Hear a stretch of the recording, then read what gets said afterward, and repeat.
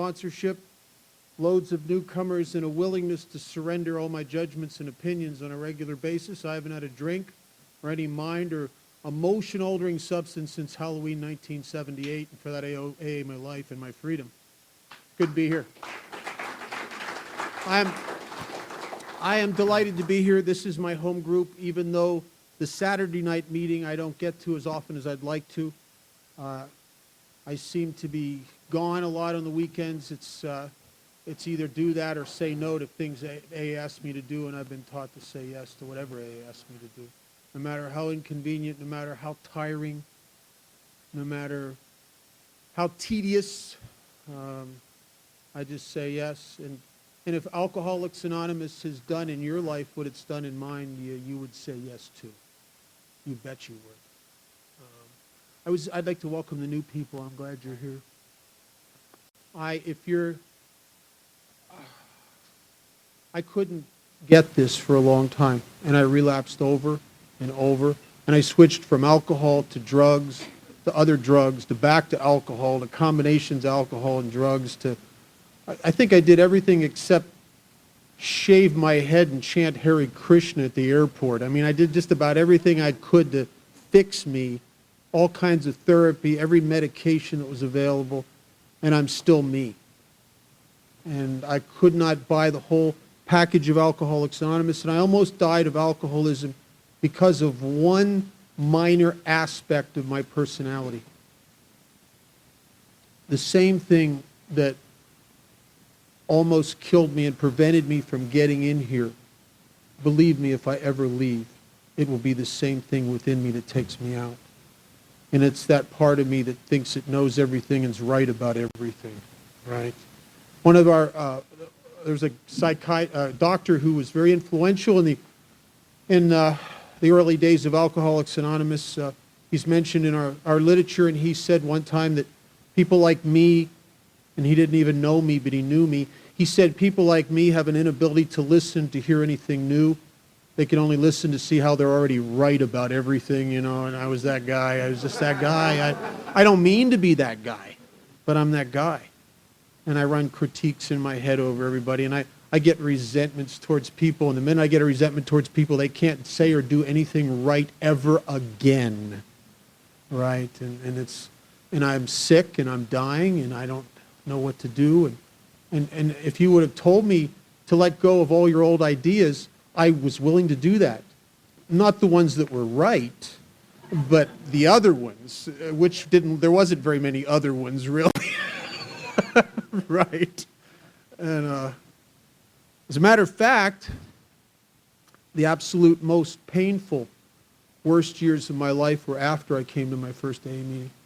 I came to my first AA meeting as a young kid. I wasn't even old enough to take a legal drink, and for the next 7 years, I was in and out of halfway houses and detoxes, and it was horrible. I had something happen last night that just really got me.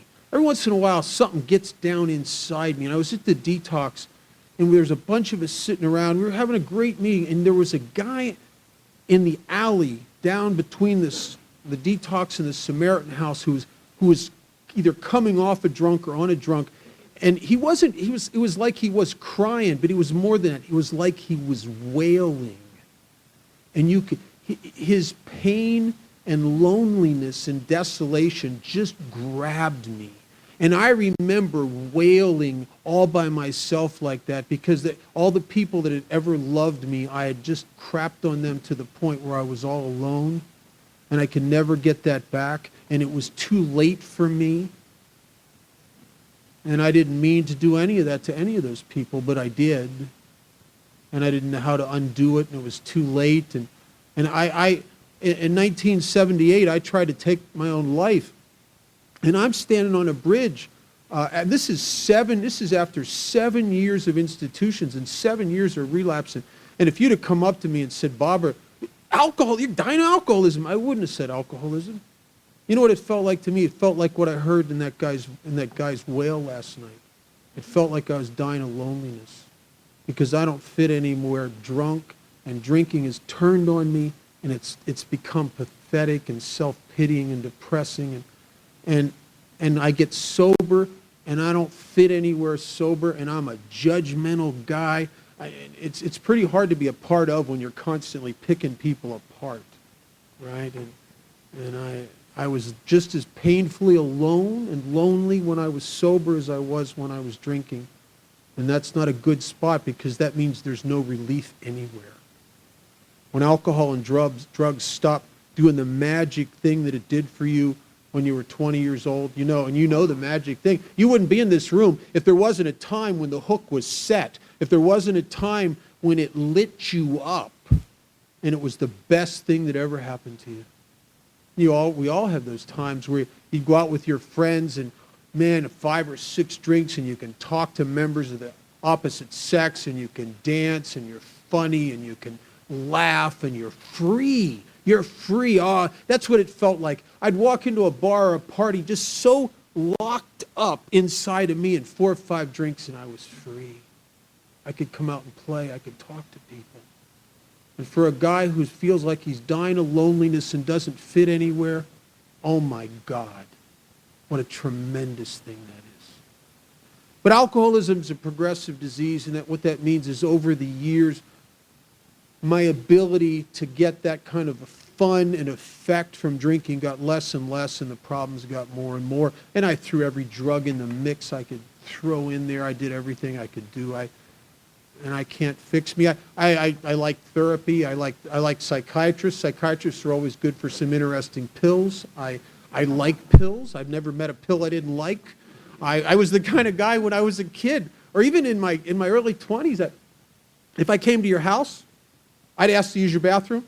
I'd go through your cabinets. I'd just take whatever was there. You know what I'm saying? I don't even know what it is. Sometimes I'd be up for days. Other times I'd be stumbling around. A couple times I'd get so regular, it would just be overwhelming. I don't think there's a chance I'm ever going to be pregnant. I just take whatever's there, right? Because I got this big hole inside of me. I got this big vacancy, this desolation inside me. And I covered up with a lot of cool.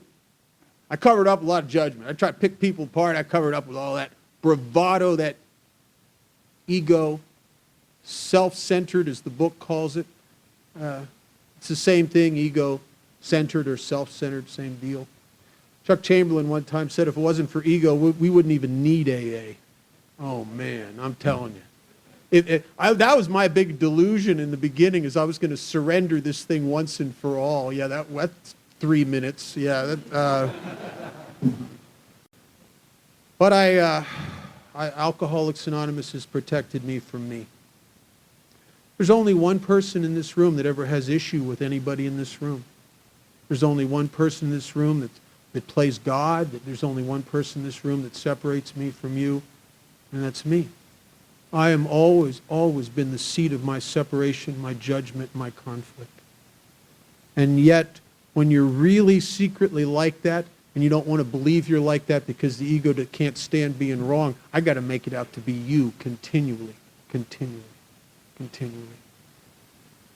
And 1978, I'm standing on this bridge trying to take my own life, and I came off of that run here in Las Vegas. I didn't intend to come to Las Vegas. I was actually trying to get to California. I had done some things that were going to cause me. I was absolutely certain of going to prison for 2 years, and I was on the run. I had no place to go. I guess I was a homeless guy. I didn't really think of myself as homeless. I was kind of an urban outdoorsman in the Jack Kerouac spirit, really. But I was actually a homeless guy. I slept on people's couches and in halfway houses, and I hadn't made a deposit on a rental, or I had no lease in my name. When my parents threw me out, it wouldn't help me anymore. What's that? Gone with the Wind. I survived through the generosity of strangers. I was that guy. I end up in a hospital here in Las Vegas, and some real doers in Alcoholics Anonymous that I came to love and still love to this day. A guy named Dick T. and another guy named Happy Jack and another guy named Rusty. And they were the men and women who, they didn't just talk about recovery. They actually gave of their time and their attention with a consistency to go into places that guys like me end up. And if there's people in this room that do that and give of your time, God bless you. And I know I do that myself, and you do it and you do it and you do it, and every once in a while you catch one guy. We caught a guy this weekend. And he's on fire with Alcoholics Anonymous. He wants this thing. And it doesn't matter if you need it. There's people dying, and I can take you to, there's parts of town here where you can walk down the street and see dozens of people. You look at, they're dying. They need this thing. Don't make no difference how much they need it. I could take you to people. There's guys over in detox right now that as they're checking in, they want it so bad they're weeping, and they'll never get it. It's only the people who do it. And it's the only fair place I've ever had, where I've ever been, where you get exactly, you don't have to measure up or merit this thing. You don't have to become good. You just have to devote your life to a lifestyle of continually trying to surrender your ego, yourself, and helping other people. None of us do it right. None of us do it perfect. But I have been able to survive myself here by a willingness to at least stay in the zip code of surrender. And that's what I got to do. I don't have to get there all the way, but I have to be the guy that when my head starts, oh, look at that guy, just look at the last 1,000 times I had thought that we're wrong and went, well, like every once in a while it gets my attention. I think I'm right again. Because you know what happens to me? Every once in a while you are right. You have a judgment about something. Oh, that's right. But a broken clock's right twice a day. That doesn't mean you're right. I mean, you know what I'm saying? But what happens to guys like me? I got that kind of ego that just waits, oh, he really was like that. See? Oh, see, you do know stuff. Oh, yeah, right? And it starts again, it's crazy. So I ended up in this hospital, and these guys in North Las Vegas, actually, I went to Southern Nevada Memorial Hospital, and they shipped me. They found out my father, who loved me but could not have anything to do with me. I broke his heart so much. But he worked for the government, and he kept me on his Blue Cross and Blue Shield. And then they ran my name, and they found out I had Blue Cross and Blue Shield. They shipped me over to this alcoholism deal at North Las Vegas Hospital. That's where I met Dick and Rusty and Jack and all those guys. And the Buddhists say when the student's ready, the teachers appear. And I wish I could tell you, I wish I could express to you words that would make you set yourself aside enough to get something. But there is no words. There is no words that will allow someone to surrender that can't surrender. There is no words. But something had happened to me coming off that last run, and I think what really happened is I got to that place that it talks about in A Vision for You, where you can't live with it because it's turned on you. And you start to get it. You may fantasize it's going to be fun like it was in the old days, but you start to get the truth. This is it. This pathetic, pitiful drinking and drug use is it. And you start to see that truth. And at the same time, I realize I can't live without it either, because abstinence feels like I'm doing time, and I put up with it. My emotions just put the grind on me, and I'm so depressed and uptight, and I just my personality gets torqued because of everybody that's just out of line around me, and I just get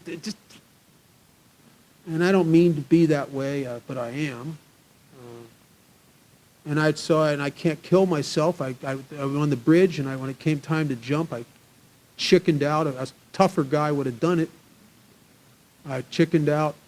And you know something? When drinking is awful and not drinking is awful, and you can't even kill yourself, what the hell's left except AA, really? I mean, it's the last house on the block. I mean, where else do you go? I mean, it's there's nothing else. I mean, this is it. Oh, the A&A again.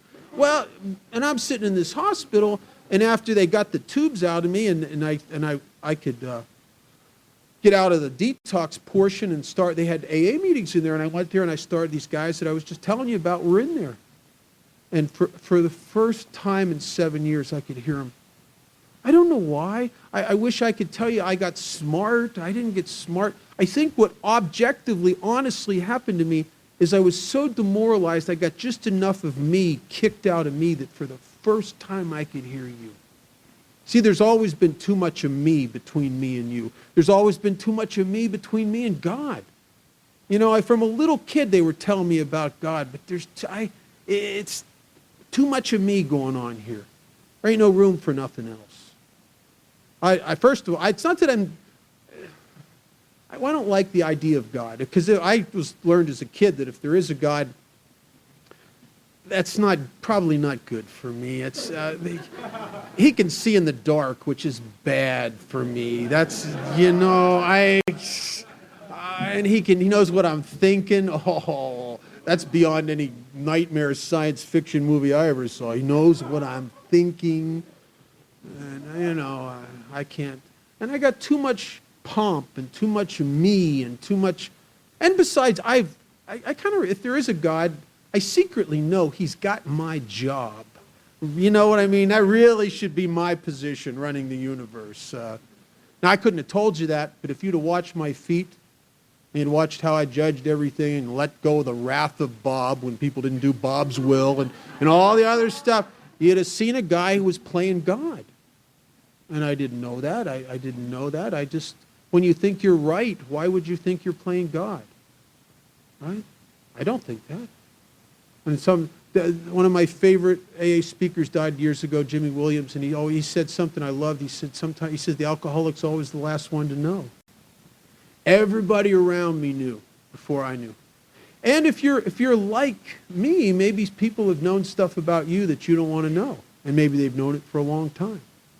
When I was brand new, there was a guy, Joe Wright, and Joe was, I think he lives in San Diego, and I haven't seen him for 20 years probably. And Joe cornered me after a meeting one time, and he told me I had to take the third step, which is turn your will and your life over to the care of God, which is hard for a guy who doesn't really believe in God, or even suspects that if there was a God, it's probably not good. I mean, it's not a good deal. So I told him, I said, I can't do that. And he said, why not? I said, well, I don't really know if there's a God. He says, you don't have to believe in God to do step 3. I said, Joe, it says we made a decision to turn our will and our lives over to the care of God as we understood him. I don't understand God. I don't even know if there is a God. He says, listen, kid, that doesn't mean that you just turn your will and your life over to this chair. And he points at a chair. He says, if you'll do that, I guarantee you an instant miracle. I said, okay, I turn my will and my life over to the chair. What's the miracle? He says, well, a miracle would be your life's no longer in the hands of an idiot. When he said that, I didn't even get mad. I just thought, yeah, that'd be right. Yep. Because if you'd have followed me around the last 3 years of my life prior to coming to Alcoholics Anonymous, and I'm not talking about the knucklehead drinking behavior. What's even more crazy is the knucklehead sober behavior that eventually gets me back to drinking. If you'd have followed me around for about 3 years and watched me as possibly your family and loved ones maybe have watched you, it'd be easy to come to the conclusion that whoever's making decisions for this person is out to destroy him. And yet, isn't it weird that inside me, that's the reality, that would be the consensus of everybody who knew Bob. But yet, inside me, where I live, I got this ego that just justifies and rationalizes everything, that defends and explains everything. There was a guy, maybe some people here that might remember Dale. Dale was real close to Louise Robinson. One time he ran a little halfway house up on Donna Street, North Las Vegas. But Dale was a great guy, kind of a gruff guy. One of those kind of AA members that in his eyes always smiled, but nothing else. He was a grim kind of guy, but his eyes always were smiling. He always looked like he needed X-Lax or something, But he was actually a very happy guy. He was a really happy guy. He just had that light in his eyes. And he got in my face one time. He says, listen, kid, I want to tell you some things that'll save you a lot of grief. He says, kid, I want you to understand, when you're explaining something, when you're defending something, when you're rationalizing something, you're justifying something, kid, I want you to know you're wrong. because you never have to explain, defend, justify, or rationalize what's right. And my head blew up because I thought, oh, you don't know about the guy. And I'm telling you, he was exactly right. Matter of fact, they say it a different way in the 12 by 12 in step 10, where they say it's a spiritual axiom, which means something true under all conditions. It's a spiritual axiom that when I'm disturbed at all, no matter what the cause, no matter how much I secretly think it's your fault, no matter what the cause, that there's something wrong with me. And that's a hard reality to get. You mean when I sit somewhere at work or in a meeting or in traffic and I see that you're an idiot and you're agitating me and it's really your fault, that it isn't really your fault? That it's me? No, not me. Yeah, it's me. It's always me. And I'm reasonably happy and comfortable in Alcoholics Anonymous because I don't just placate that. I know that. That's not podium talk. I think it was for a long time here.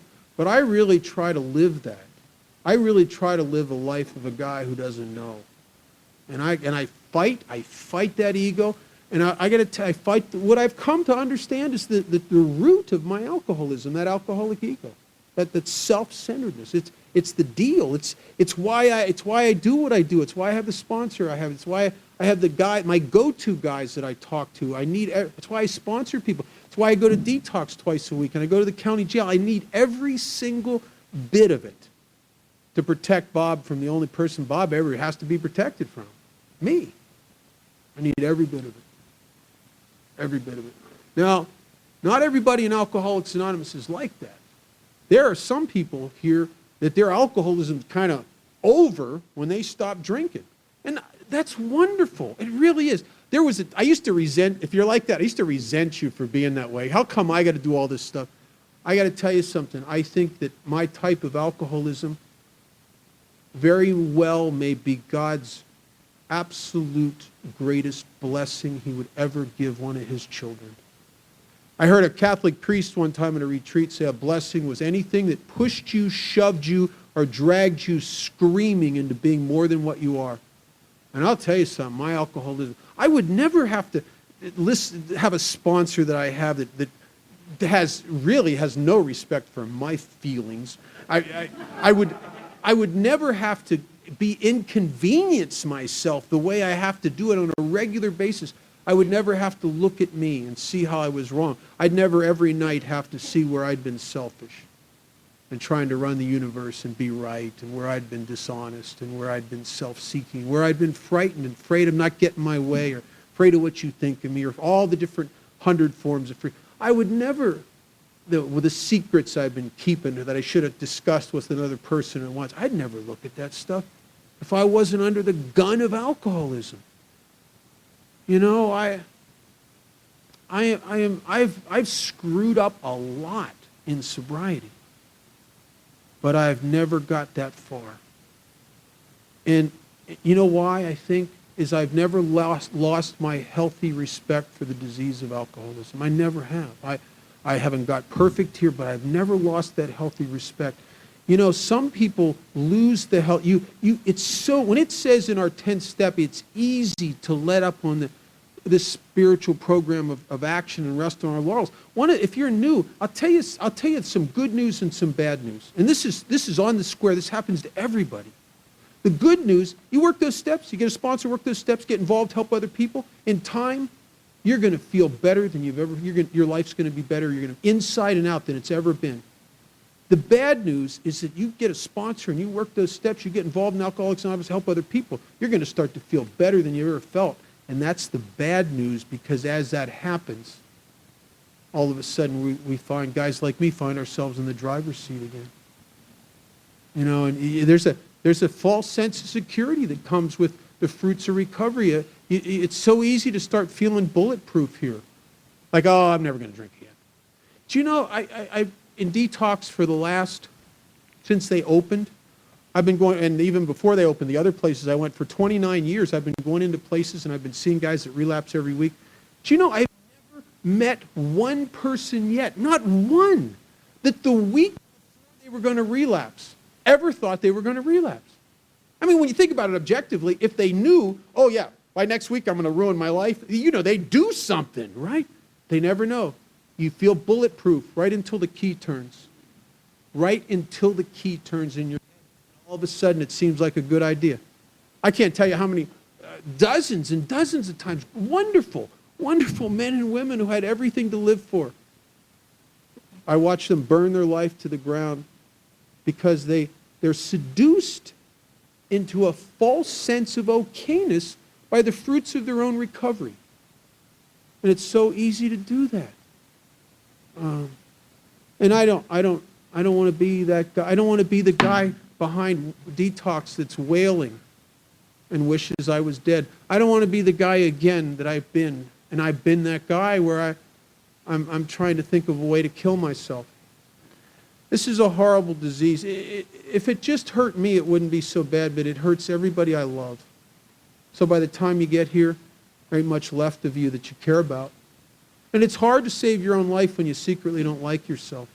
And all you got is this big vacancy that you want to gratify all the time, and you really don't have enough respect for yourself to live by anything of principle, or because you got this hole. I understand that. I'm that guy. Tell you a little story. I've been thinking about this. About three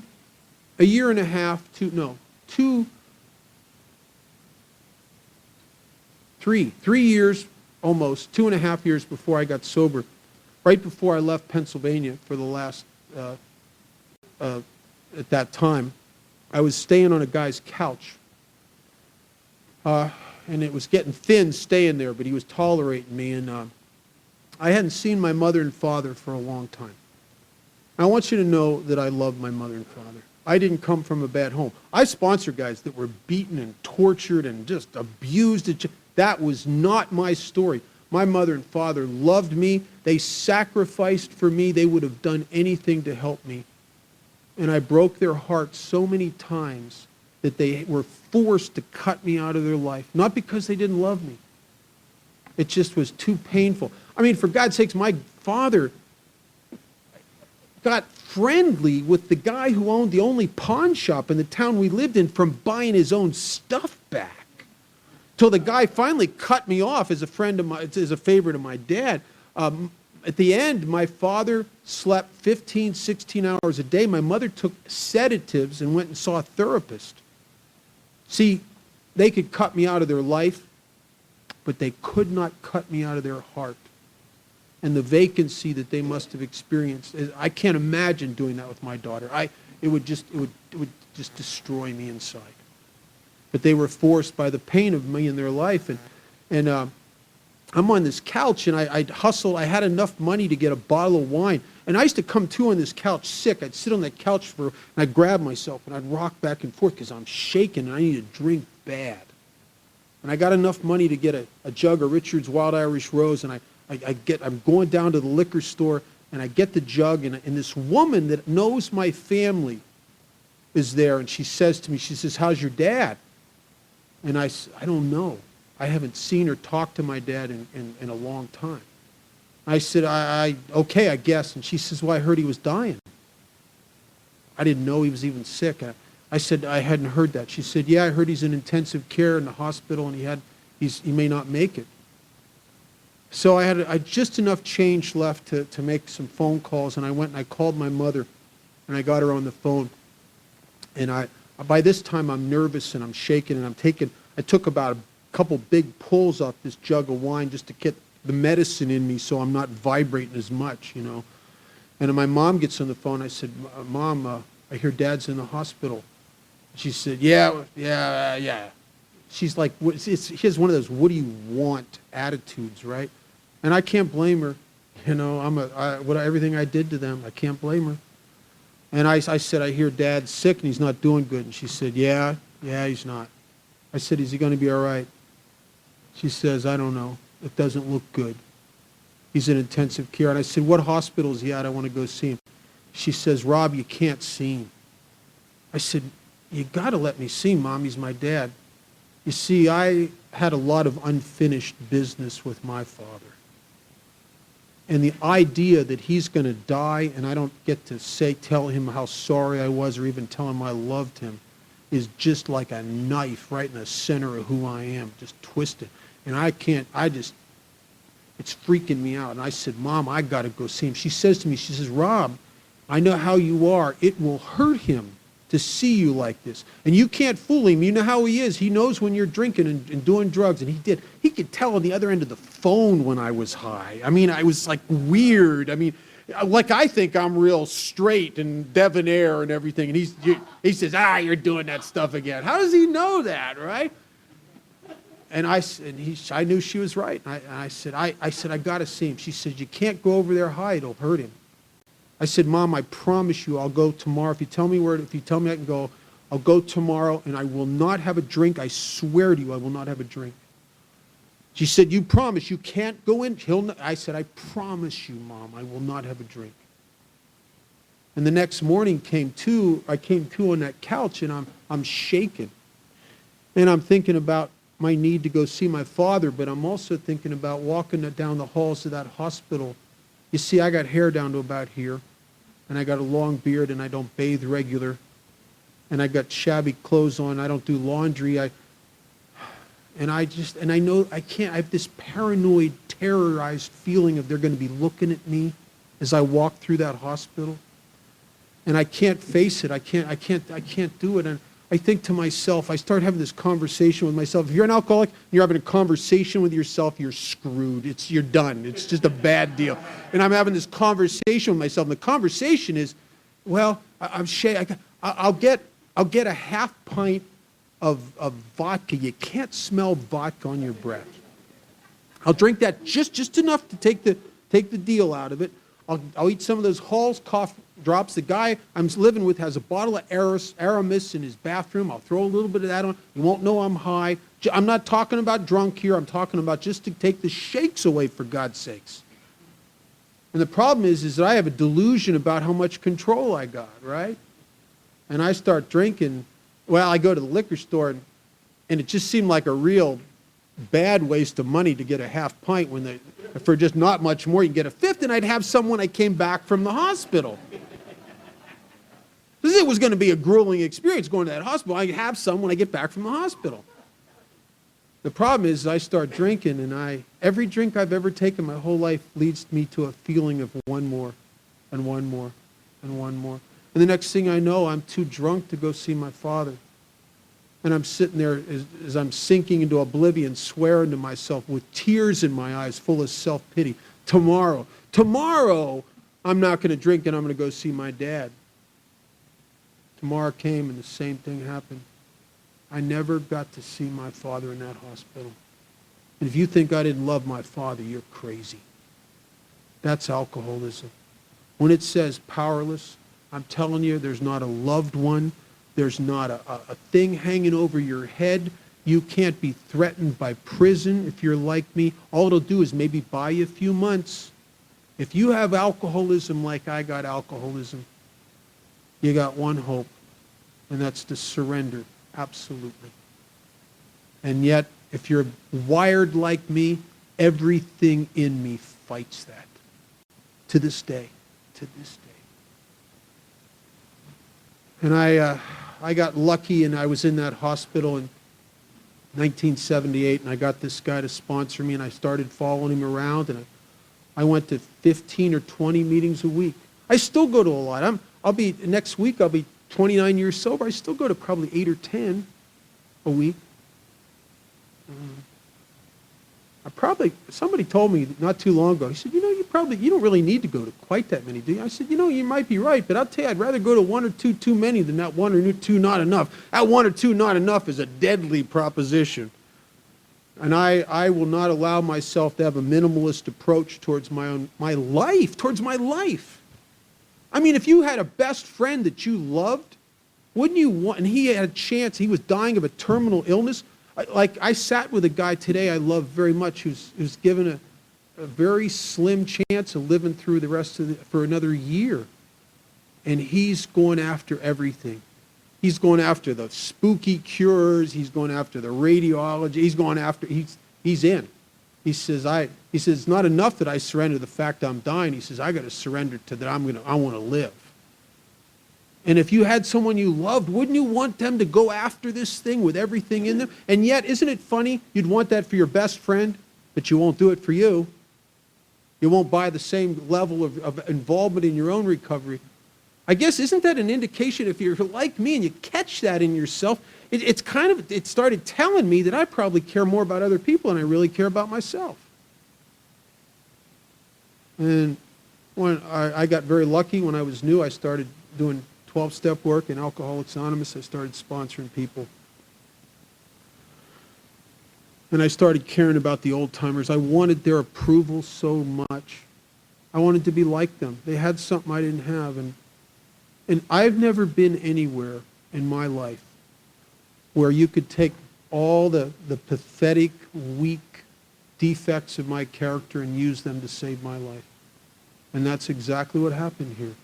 My fear of what you thought of me, you used that and get me involved in Alcoholics Anonymous in a way that I never would have gotten involved if I wasn't afraid of what the old-timers thought and wanted their approval and afraid I wouldn't get it. If I wasn't afraid of alcoholism, if I didn't want everything that was negative inside of me seemed to be used for my benefit here. And I guess I don't really know. You don't really know. I know I'm lucky. I'm blessed. I think sometimes lucky is just God's grace remaining anonymous. You know, I'm very fortunate to survive this thing. And yet, we live in a day and age where most people die of alcoholism, and no one has to. No one has to. But it's the only disease. You can't treat a guy against his will. The desire for change and recovery and surrender must come from within. I get to go day after tomorrow down to see some friends of mine and hang out with my sponsor. He'll be celebrating 49 years of sobriety. A man who I'm glad is in my life. I have another guy that's almost 51 years sober that I talk to twice a week, who is the guy I'd like to be when I grow up. 51 years sober, and he still does about 15 meetings a week and goes into the jails and the detoxes. And, he's my hero.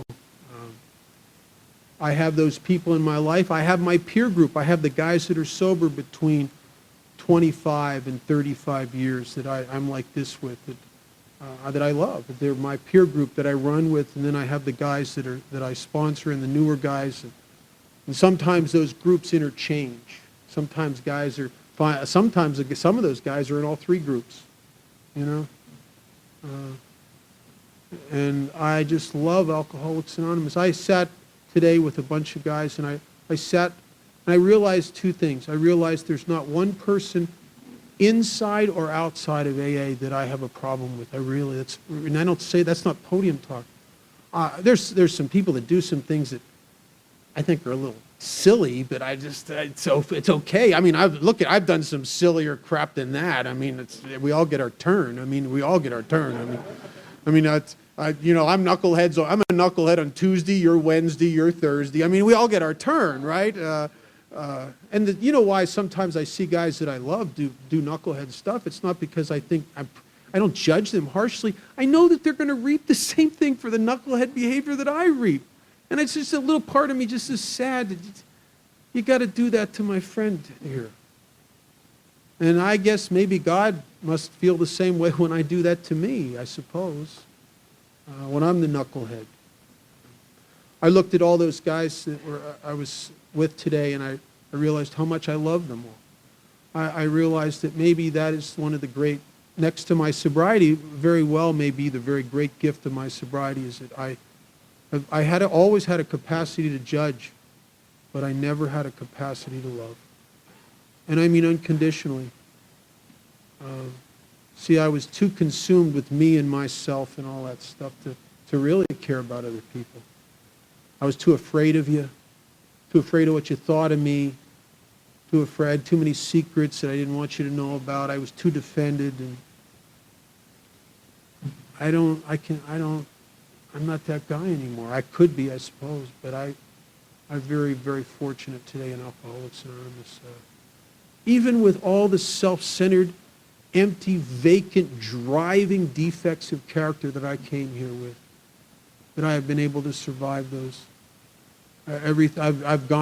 I stopped drinking, picked up other addictions, gambling and just spending and, just sex. And I mean, I remember the one point I was at a retreat and the guy said, aren't you excited to wonder what next year's obsession will be, I said, right.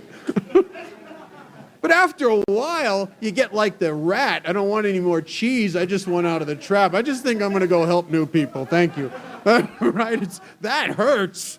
If you're new, welcome to Alcoholics Anonymous. You may not have identified with me. A lot of people don't. They really don't. But you know something? Next week, there's going to be somebody here that'll probably light you up because we got a wrench for every nut in Alcoholics Anonymous. Thank you for my life.